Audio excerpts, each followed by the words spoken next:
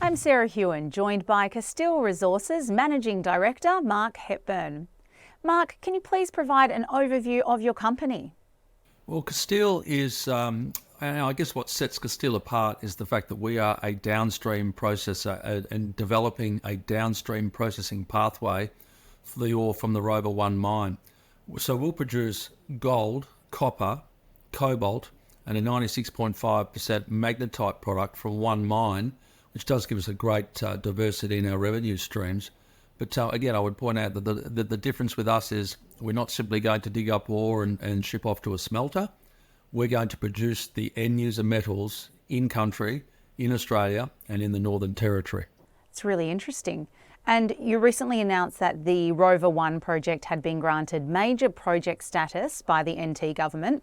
What does this status mean, and what's the significance of this for Castile's plans? Major project status is a two-way agreement between Castile and the Northern Territory government. The Northern Territory government commits and looks for major contributors to their economic activity, and obviously it sees Castile's project as one of those.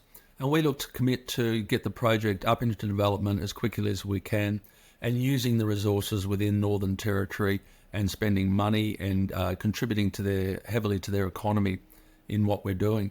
I guess the most important thing is that we are now seen having that major project status. We are now seen as very viable to all of the benefits that go with the government now pushing towards getting this production of critical minerals in Australia and downstream processing up and running. It now basically opens the treasure chest of grants and loans that we've seen being committed to other companies in a similar status recently. It really does now open us up as a favourable project to get a lot of obviously state government help, but also federal government help for the loans and critical minerals grants that are being discussed at the moment. With all the extra eyes on you now, what might investors be expecting news-wise over the next few months? Well, I think it's important to know that we have drilled out Rover 1. We've got a fantastic project that goes for up to 9 years at around about 500,000 tonnes and produces about $230 to $240 million of revenue a year. But more importantly, the IRR is 46%, just on our pre-feasibility numbers, before we've had these large runs in the gold and copper prices just of the recent 2 or 3 months. So it's an extremely financially robust project that is easily manageable and highly profitable. I think sometimes people go, well, if it's there needs to be a certain size. Well, ours is certainly of size when it comes to how much profit it makes and how much revenue it makes. And again, it's a very manageable project. So I think what people can expect is us to be talking to people that are going to finance it, that is both government and private investors, and getting this project up and running. And I think that's really the pathway we're on now. I think major project status has proven that we are now a very viable project and very important to the Northern Territory.